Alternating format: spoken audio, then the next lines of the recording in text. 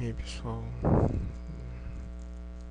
boa noite, boa madrugada aí. Eu acho que o microfone tá com um chiado aí, né? Com um zumbido, mas isso não vai atrapalhar não. Eu vou explicar mais um código aqui. Esse também é um script da faculdade, um trabalho da faculdade, que eu vou estar disponibilizando também para quem quiser utilizar para aprender ou para utilizar mesmo, né?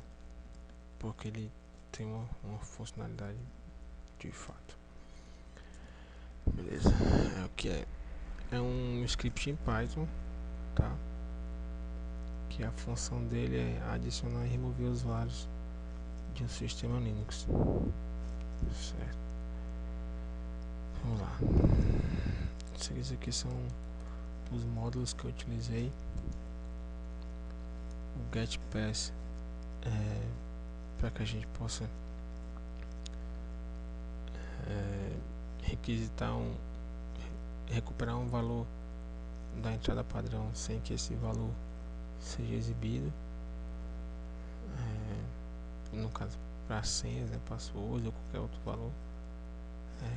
O sys para ter acesso aos argumentos passados na linha de comando na execução do script. O crypt para criptografar alguma coisa. O OS para ter acesso às rotinas do sistema operacional. Esse shuttle, não sei, ele tem algumas funções de cópia de arquivo, tá? Pra você copiar um arquivo. Esse copy é para você clonar ou copiar um objeto, tá? Quando for utilizado vocês vão entender porque eu utilizei ele. Time, date e time são para manipular data, só que de uma forma diferente. Pelo menos quando eu estava aí desenvolvendo, foi a solução que eu encontrei. E o RE é para a expressão regular. Então vamos aqui para o começo. Vocês podem ver que o código está bem grande, né? 400 linhas. Eu não tive tempo de otimizar ele não, tá? Então o que vinha na cabeça eu ia fazendo, claro que fazendo aí alguma análise, né? Mas o código ficou grande, mas tá organizado, tá legal. Então vamos ver aqui. Primeiro, se tiver menos de 3 argumentos, né? Por quê? Porque ele tem que passar a função que é adicionar ou remover, o nome, e no caso de adicionar o nome do usuário, o home do usuário e a senha do usuário, tá? Então, se tiver menos de 3 parâmetros, é porque ele não está nem removendo o usuário, né? Então, vai exibir a função aqui para tá errado. Só conferir. Vamos ver se está errado.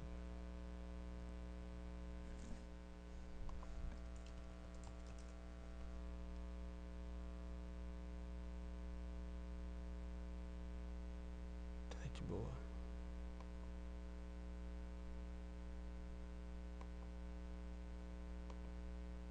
Tá errado.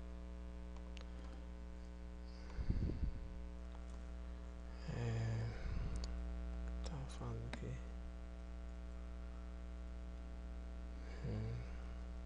ele vai informar quais os parâmetros ele tem que passar, né? Qual formato. E aqui falta a senha.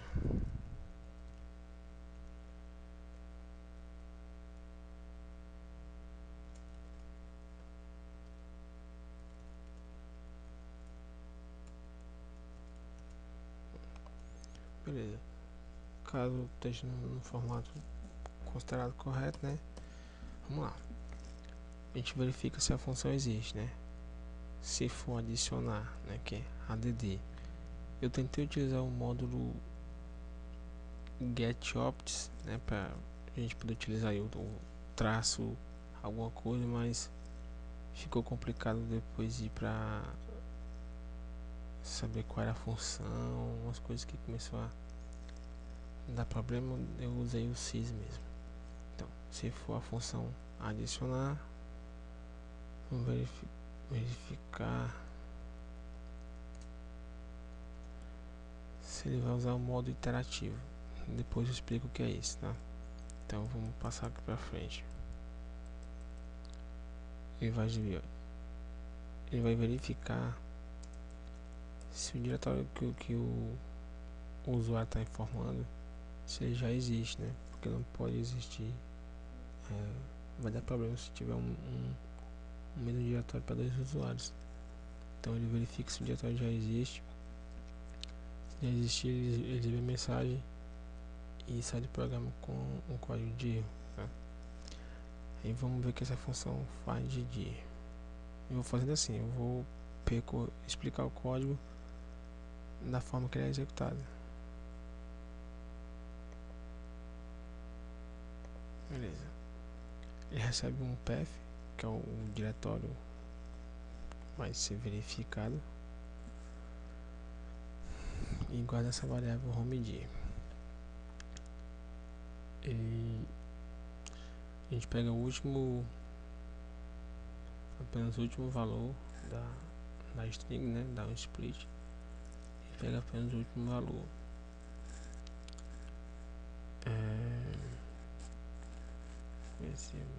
Mais. Beleza. E vamos deixar apenas o path mesmo. Isso direto no parâmetro, então a gente está alterando o valor do parâmetro, removendo o restante, deixando apenas vazio. E aí a gente verifica no path se existe aquele arquivo. Não, desculpa, eu expliquei errado. Na verdade é o seguinte, no HOMED a gente tá...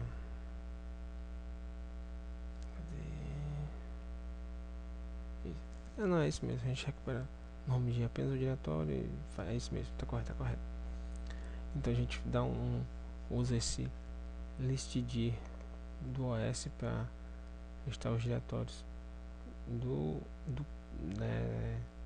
daquele path indicado, né? Pode ser um /home ou algum outro, hein? O padrão é o /home, e verificar se o path completo vai ser igual ao HOMED, né? Se for, a gente retorna o D, que é o diretório atual da listagem, né, do laço.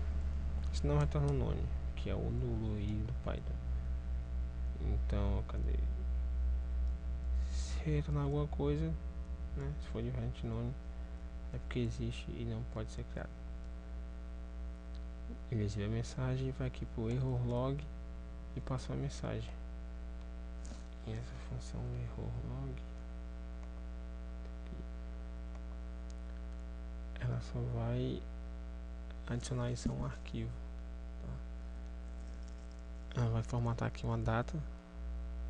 É aqui que eu utilizo o módulo time. Olha só. Pego a data atual, né, e formata aqui dia, mês, ano, hora, minuto, segundo. Abro o arquivo que está aqui em cima. Olha só. Head.log, essa variável aí. E escrevo o valor dentro do arquivo. E uma coisa, olha só, aqui a gente está abrindo o arquivo com esse A, tá? Esse A indica que a gente vai abrir no modo append, né, ou append, que também existe na lista. Para que isso? É para o caso do arquivo já existir, a gente vai adicionar uma nova linha a ele sem remover o que tinha antes, certo? Então o arquivo vai continuar crescendo aí porque é um arquivo de log. Continuando, deu certo.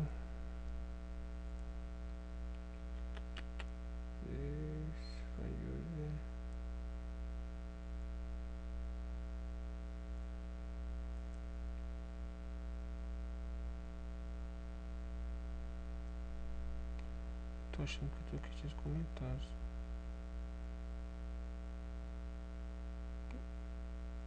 Eu comecei a explicar pelo canto errado, mas tá beleza.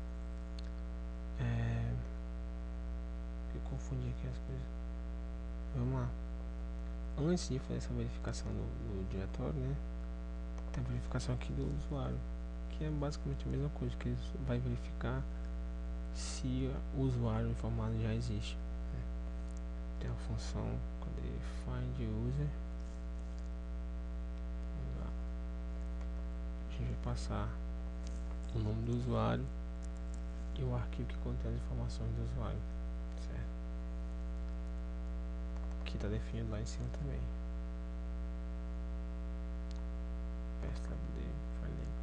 Estou usando esse root aqui porque quando estava começando a fazer o script, eu fiz um teste na máquina virtual e acabou apagando todo o arquivo. O shadow group apagou tudo e eu perdi a máquina virtual.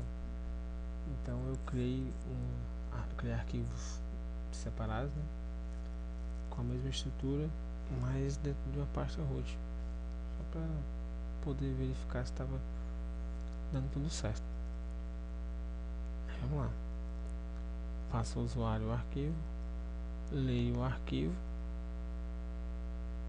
e verifico se o nome do usuário, né, que é o segundo campo, que é o primeiro campo, dando split com os dois pontos, é igual ao nome passado. Se for igual, eu passo o retorno do nome, se não for, retorno do nome. Beleza. Se existir, exibe mensagem e passa pelo log que eu já informei, já expliquei como funciona. Então vamos lá. Se o tamanho for igual a 4, ele diz aí, não é informada a senha. Por quê? Que no caso seria /user add Ítalo home. Beleza, pronto. 4 parâmetros, é isso? Eu não passei a senha. Então ele vai passar o que tem, certo? Username e home ID. O primeiro parâmetro é a função, então ele não vem pra cá. E se for igual a 5, é porque ele passou a senha. Aí é que ele diz não utilizar o modo interativo, né? O que é esse modo interativo? Quando eu comecei a fazer o script, eu verifiquei como que estava sendo, não a fundo mesmo, mas como que era o processo de adicionar um usuário pelos comandos do terminal mesmo, os comandos do Linux mesmo. Então eu fiz todo aquele passo a passo de mensagem, informe o nome, informe a senha, mas eu errei porque eu precisava ter o script de uma forma que eu pudesse adicionar, automatizar esse processo, né? Por exemplo, colocar aí um script para editar esse script, né? Então dessa forma não funcionaria. E foi aí que eu fiz as alterações para poder utilizar ele, passando logo a senha com tudo, que é justamente não utilizar o modo interativo, tá? Passa nome, home e senha e pronto, ele se vira para fazer o resto. Então vamos lá agora aqui no add user, que é praticamente toda a função está em torno dessa, todo o código está em torno dessa função. Vamos lá. Nome do usuário, diretório. Eu coloquei como nome, mas eu acho que no fim das contas ele não precisaria ser nome, porque ele vai sempre ter um valor.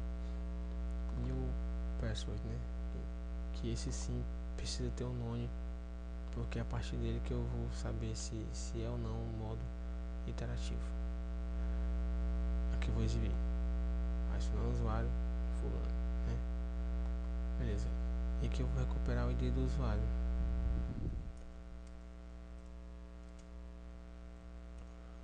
Essa função get new ID. Essa função vai servir, por coincidência, né? Ela vai servir para pegar o ID do usuário e o ID do grupo, certo? Porque eles têm o mesmo formato, as informações estão no mesmo formato, então funciona para os dois. Aí eu passo o arquivo, né? O ID começa em 0, abro o arquivo, leio as linhas, e eu vou quebrar aqui, vou pegar apenas o ID atual daquela linha, certo? E verificar se ele é menor que 9.989, que foi um limite que eu coloquei aí, tá? Isso tem uma configuração, um arquivo que eu esqueci, de user.conf. Tem um arquivo que tem várias configurações padrão do processo de adição de usuário, mas esse foi um valor que eu deixei padrão. Se é maior se é menor que esse, se é maior que o ID atual, né? Que esse new ID que é 0. Se ele passar nessa condição, o novo ID vai receber esse max ID, que é o maior ID que ele encontrou até o momento. Esse vai. E o maior ID que ele vai encontrar é o do último usuário. Então eu não posso retornar esse ID, porque esse ID já existe. Então eu incremento outra vez esse ID, que, por exemplo, se o meu ID for 1000, o do próximo usuário vai ser 1001, né? Então incremento o ID e retorna o ID.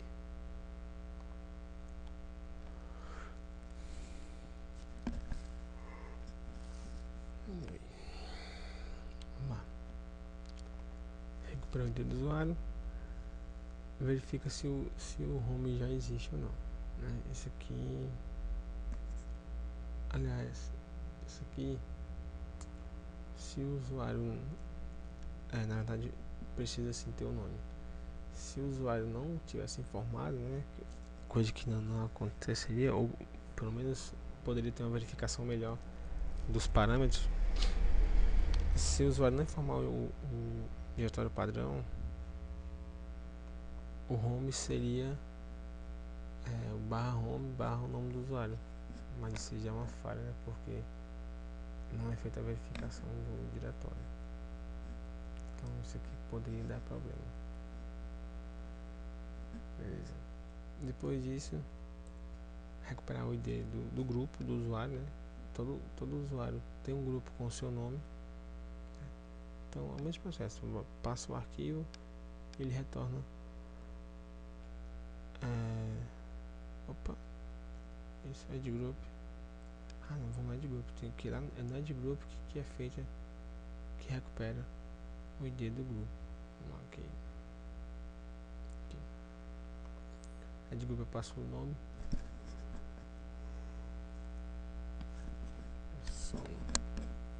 Eu passo o nome do usuário e o ID do usuário, certo?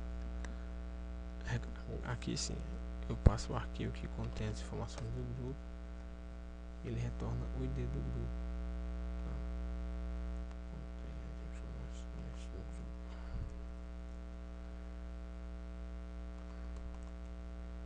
E aqui eu vou montando uma string que vai ser salva no arquivo de grupos, tá? É o nome do usuário, que é o nome do grupo, X, e o ID do grupo, tá? Aí print o outro menciona no G-Shadow, dessa forma abre com modo append. e salva as informações aqui no formato padrão. Fecha o arquivo, viu a mensagem, abre o arquivo de grupo,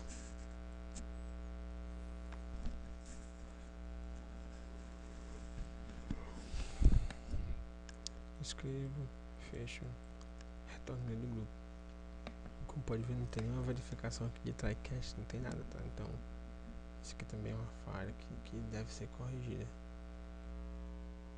Isso tudo deveria estar bem encapsulado, para o caso de ter algum erro no meio desse processo, voltar ao estado anterior em todos os arquivos. Então isso é uma falha. De grupo, vamos lá. Beleza, continuando. Exibir que a mensagem para informar que está criando o diretório do usuário.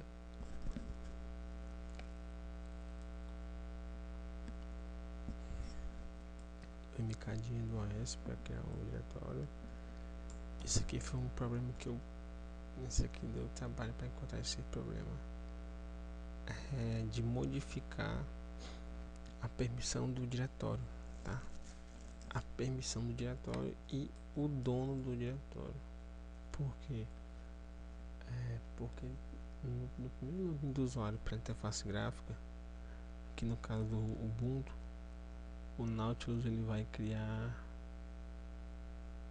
essas pastas padrão que tem, né? Documentos, imagens, ele cria essas pastas padrão. E o script tem que ser executado com o superusuário, porque ele vai alterar alguns arquivos que só o superusuário tem permissão. E no final das contas, o que acontecia? O dono do diretório era o superusuário, né? Era o root. E assim o Nautilus não tinha permissão para criar esses diretórios. Isso deu uma dor de cabeça enorme para encontrar esse erro, tá? Então é isso, muda aqui a permissão, muda o dono, fazer uma cópia aqui, tem uma função de copiar arquivos.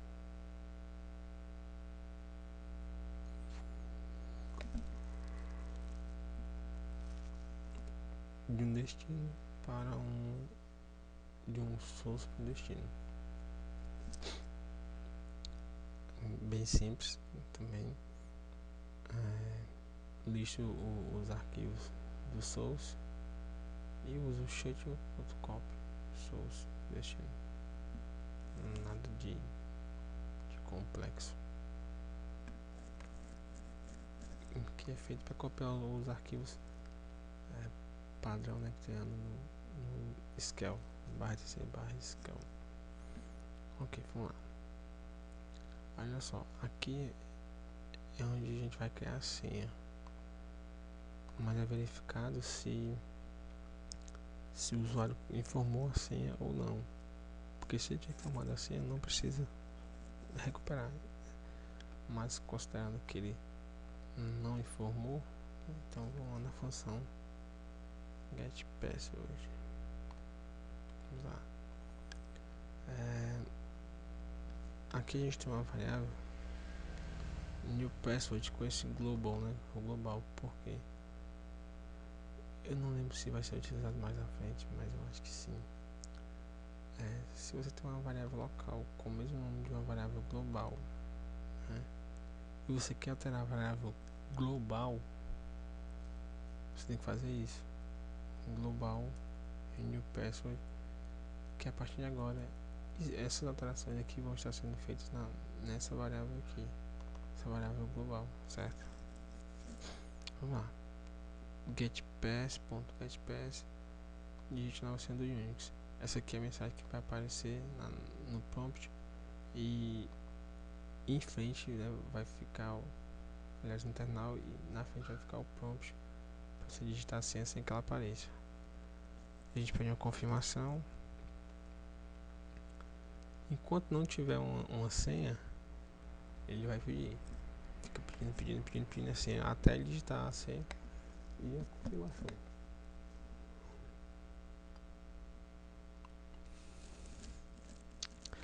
Beleza, digitou a senha. Se houver alguma divergência entre a senha e a confirmação da senha, ele vai exibir a mensagem informando que está errado e perguntar se ele quer tentar de novo. Se ele responder que sim, a gente verifica aqui com a expressão regular, né? Pode ser um S, um Y, um Y. Se ele responder que sim, a gente chama a função outra vez. Se ele responder que não, a gente coloca a exclamação que vai indicar que o usuário não possui senha.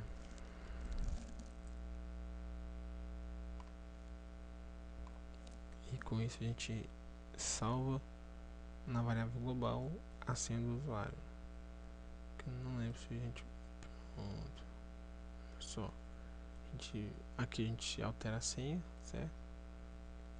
A gente vai abrir aqui o Shadow no modo Append também. E aqui a gente recupera o valor da senha, olha só. Global New Password. Aí também verificando aqui se é um modo iterativo ou não, né? Se a senha for diferente de none ou vazio, o novo password, qual password se não utiliza.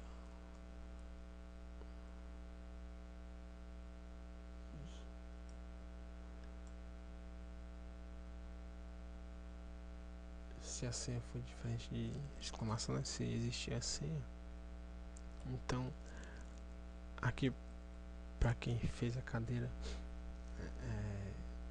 ou não e já conhece a função, para criptografar a gente precisa do que vai ser criptografado, né? E do chamado salt, né? Ou sal, que é o que vai dar uma vai ser a chave, digamos assim, como se fosse uma chave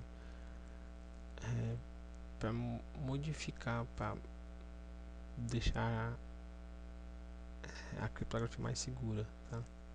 Então eu criei uma aqui aleatória, né, que eu creio que nunca vai se repetir, que seria eu recuperar a data, né?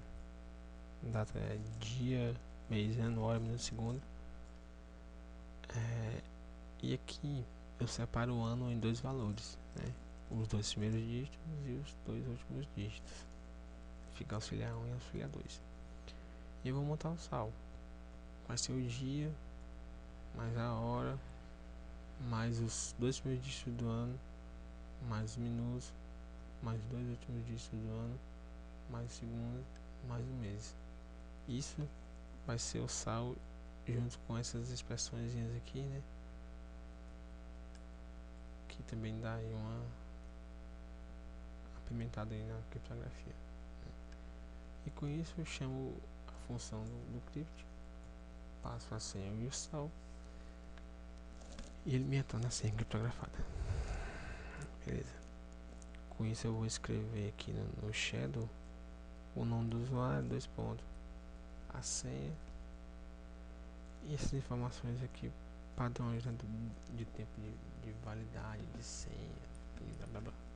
Isso aqui são informações, eu copiei do meu Shadow, né, do meu usuário, e fecho o arquivo e exibo a mensagem modificando informações do usuário. Blá, blá, blá.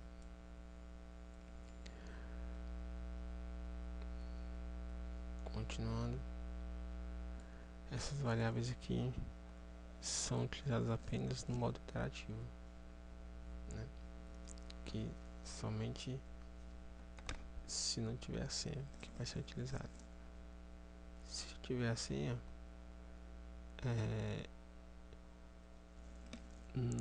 não vai ser informado o nome do usuário, né? E se não informar o nome do usuário, vai ficar complicado, porque você não vai saber qual é o usuário quando for logar na interface gráfica. Ele vai aparecer aqui, mas não vai ser listado, não vai ter um nome para ele, vai ficar um espaço branco, tá? Então o que eu fiz,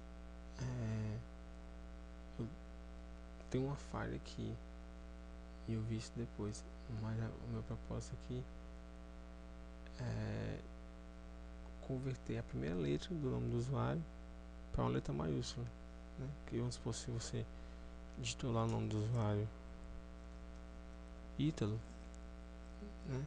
Então o nome dele de exibição seria Ítalo, né? Com o I maiúsculo, tá? É só isso. Mas teve uma falha que ele tá pegando todo, por exemplo, todos os T's do nome. Mas isso a gente passa por cima disso, né? Irrelevante. Vamos lá. Se for no modo interativo, então ele vai pedir as informações. Pede o nome, né? Tudo isso aqui. Se for no modo interativo, ele vai perguntar se essas informações estão corretas. Se disser que sim, morre ali. Se não, vai ficar pedindo de novo, até ter uma confirmação positiva. E vai lá no PSWD, abre o arquivo no modo APD, monta aqui os telefones, né, os números. Se tiver a opção outros, ele adiciona, senão não precisa. Depois disso vai montar aqui para escrever o nome do usuário, o X para indicar a senha, ID do grupo, nome, números, home e a seção bash de terminal dele, e fecha o arquivo. Pronto. Esse é o processo para adicionar um usuário. Vamos agora para remoção, né? Passou aqui. Se a função for del, o único parâmetro que vai vir após isso é o nome do usuário. Então, vamos lá. Deletar o usuário.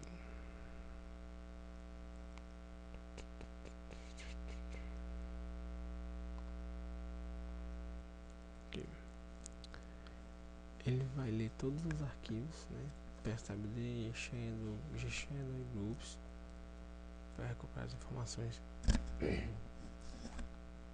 daquele usuário. E aqui tem um backup das informações das listas. E veja que eu estou usando aqui, ó, aquele módulo copy, ou seja, eu estou clonando as listas, né? Não é reatribuindo, porque se eu apenas reatribuir para outra variável, se eu alterar, eu vou estar modificando a referência, né? Então vai alterar nos dois. Aqui não, eu estou fazendo uma clonagem, né? São dois objetos que, por mais que tenham o mesmo valor, são objetos diferentes, tá?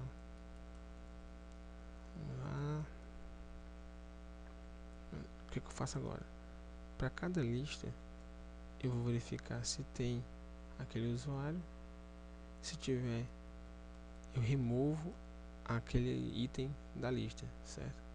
Faço isso para todos os arquivos: PSWD, Shadow, Group e G-Shadow. Abro todos os arquivos para escrita. E aqui já está bem mais seguro. Dentro de um try-catch, eu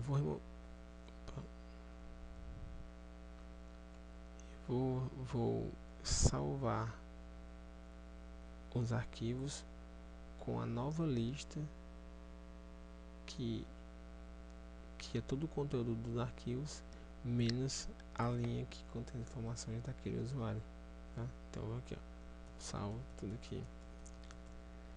Se tiver algum problema, o que eu vou fazer? Eu vou salvar todos os arquivos com as informações que já existiam antes, certo? E jogo na função de erro log a mensagem da exceção. E para finalizar, dando certo ou não, fecho o arquivo, os arquivos. A função de ideia tá bem simples também. É isso. Vou fazer um teste aqui, né? Eu não vou testar na minha máquina mesmo, tá? Eu vou utilizar esse esquema aí criar os arquivos, né?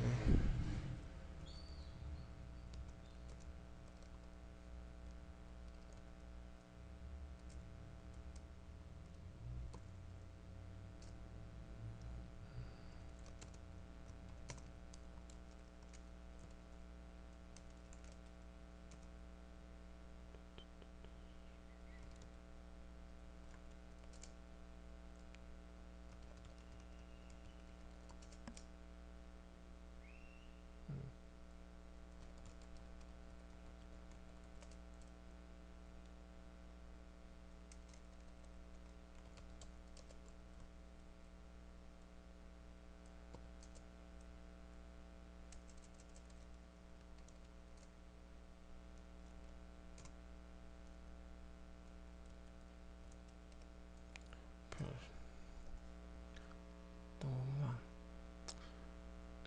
Sudo end user Emanuel home Emanuel assim Emanuel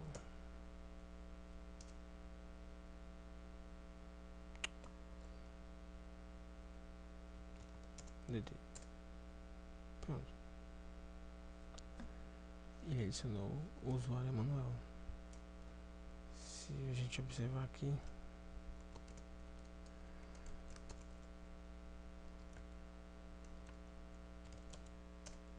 olha só, tá aqui tudo direitinho. Aquela falha que eu informei, olha só, ele deixou todos os S com maiúsculo, tá? No PSW, no grupo também, que é o grupo do Emanuel. Shadow, tudo beleza. No Shadow tá aqui a senha do Emanuel. Agora eu vou no modo ativo. Vou botar aqui Tititica.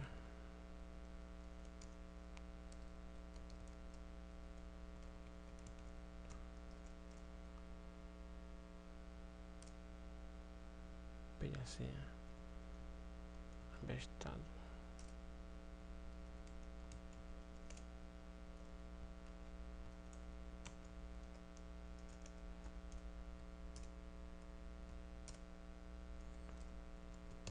Pronto.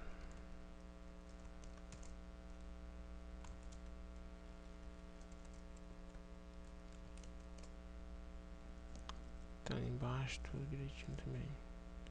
Enfim. Tá funcionando, tá? Eu só queria mostrar. Se funcionando, também vou disponibilizar aí o arquivo em algum repositório. E o link vai junto, né? Então é isso. Valeu.